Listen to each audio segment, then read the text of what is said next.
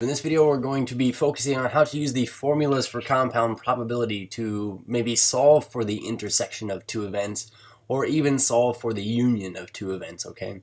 So let's go ahead and review very quickly what we mean by this. When we consider a probability of two or more events, so like the probability of A or B, not A or A, probability of A or B, we're saying, okay, we have an entire set of things in which A maybe is this event here and B maybe is this event here. So we say the probability of getting something in either A or B, we refer to this as the union of the two sets. We would just say however many things in A plus however many things in B divided by the total number of things total in the entire space.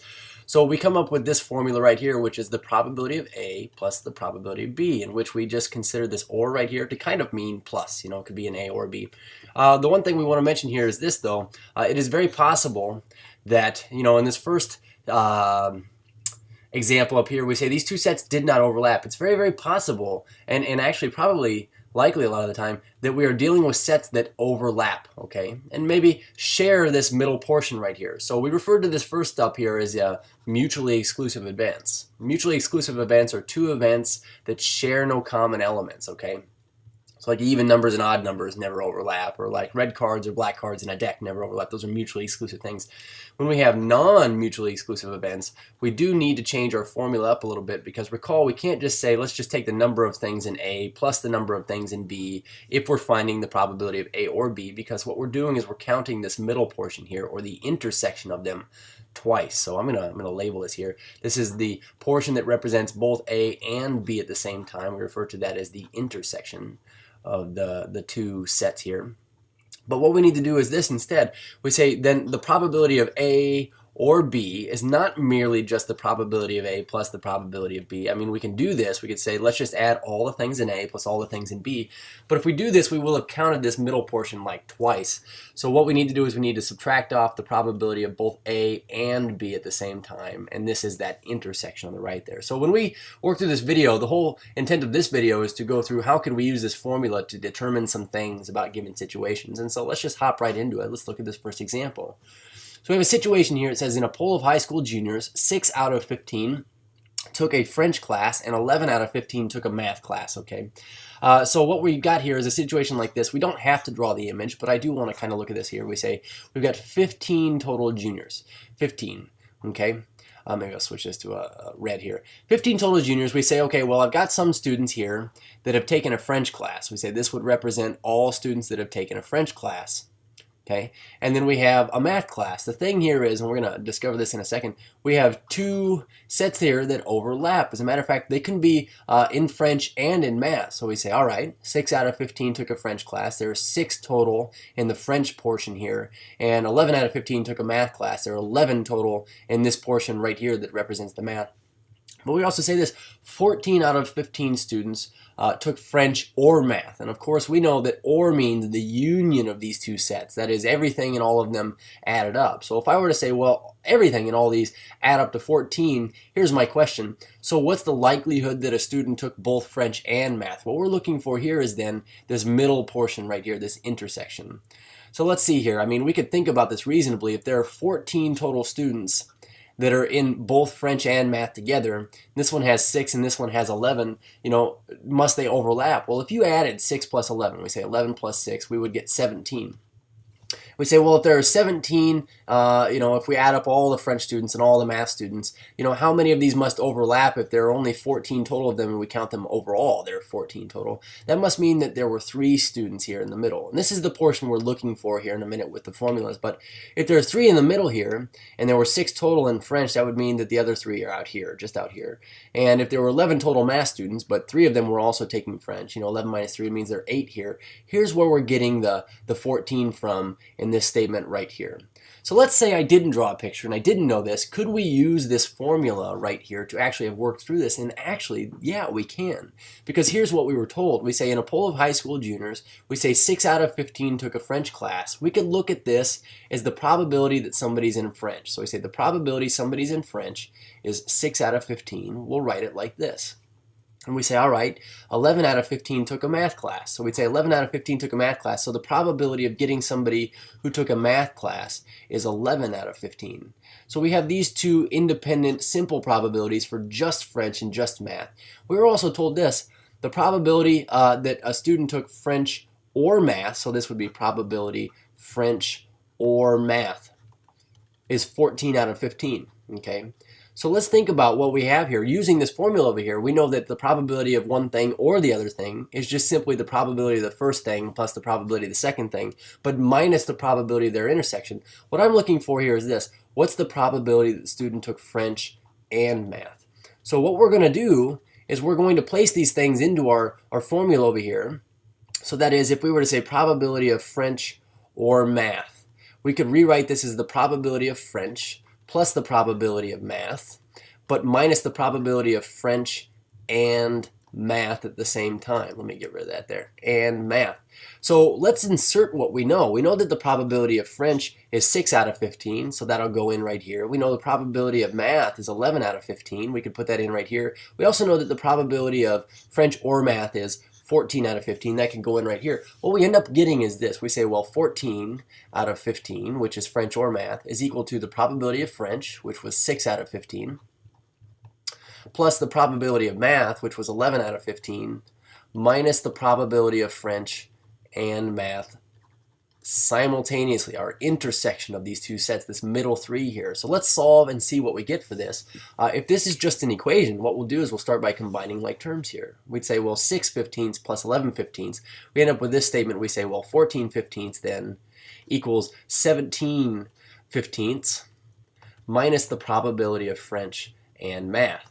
And we could just solve this like an algebraic equation. What if we took 17/15 away from both sides? Minus 17/15 minus 17/15.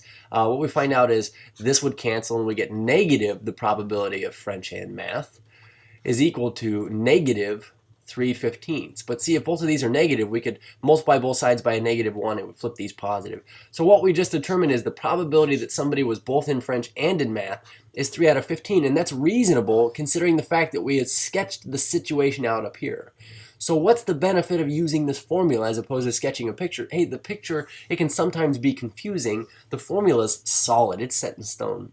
So for these next, 5 examples here, we're going to run through some more, but use the formula and underline the things we know. Okay, so let's start with this. We say in a poll of 50 students, so we have 50 total students here.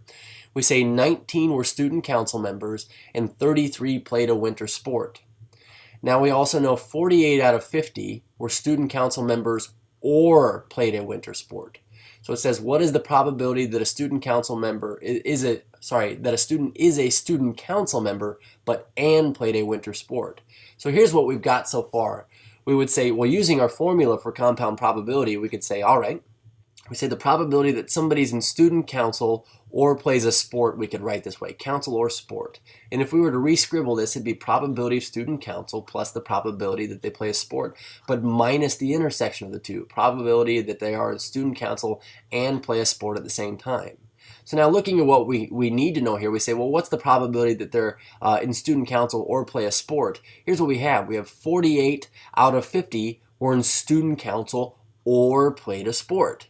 So we would say over here we have 48 out of 50 is the probability of student council or sport. Over here we say, well, what's the probability that they're in student council? Well, how many of our 50 students are in student council? We say 19.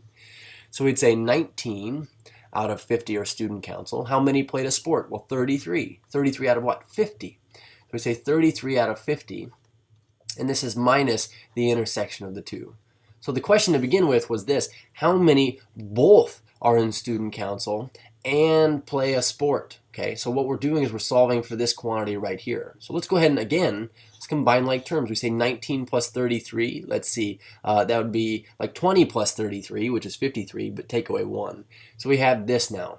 We have 48 out of 50 is equal to 52 out of 50 minus the probability that they're in a council and play a sport at the same time. So now let's solve for this. Let's subtract 52 50ths from both sides. What this gives us is negative 2 50ths on the left equals the negative probability of council and a sport at the same time. So making these both positive, again, just like in the last example here, we'd say, well, then 2 of the students must be in student council and play a sport. So the probability we get somebody in student council or a sport is a 2 in 50 chance. This is like a 1 in 25. We could also get a decimal for this is 0.04, or we could say it's a 4% chance. So using this formula further, this time what I'd like to do is this. Give you some simple probabilities already scribbled out for us here. I'll even give you the intersection, but I want to find the union of the two sets. Let's say in a certain instance we say we already know that the likelihood of some event A is 50% and the likelihood of an event B is 40% and the likelihood of their intersection is 30%. Let's go find their union. So again, we're going to use the formula. We say probability of A or B. We know that this is the probability of the first thing plus the probability of the second thing, but we have to subtract out that middle portion one time, so A and B. So just going ahead and putting in what we know, we say, well, what we're looking for here is A or B. So we're looking for this portion. Let's plug in what we already know. So we say probability A or B would be probability of A, which is 50%. We already were given this, plus the probability of B, which is 40%, but minus their intersection. And the intersection right here is 30%, or 0.3. So we get this 50 plus 40 is 90, and 90 take away 30. So we would yield the probability of A or B as being 90 minus 30% is a 60% chance, or we could say 0.60, just using the formula. And again, if we did this with, say fractions, we say probability A is this, probability B is this, probability of the intersection is this. Let's go solve for probability A or B. So again, we have this formula right here. Let's plug in what we know. So we say the probability of A or B. This would be equal to the probability of A, which is this guy right here. We know that that's 3/7, so we say 3/7, plus the probability of B, which is this guy right here. We say that's 4/7, so plus 4/7, and then minus the intersection of the two, which is probability A and B, this guy. So we get minus 2/7. And it's just, let's work this out. We say probability, then the A or B, the union of the two sets, we'd say is 3/7 plus 4/7, which is 7/7, minus 2/7, leaves us with a 5/7 chance of getting this, okay? So this last example over here, these examples, it's the same as the word ones we had done up here, except for we've already been explicitly told these things.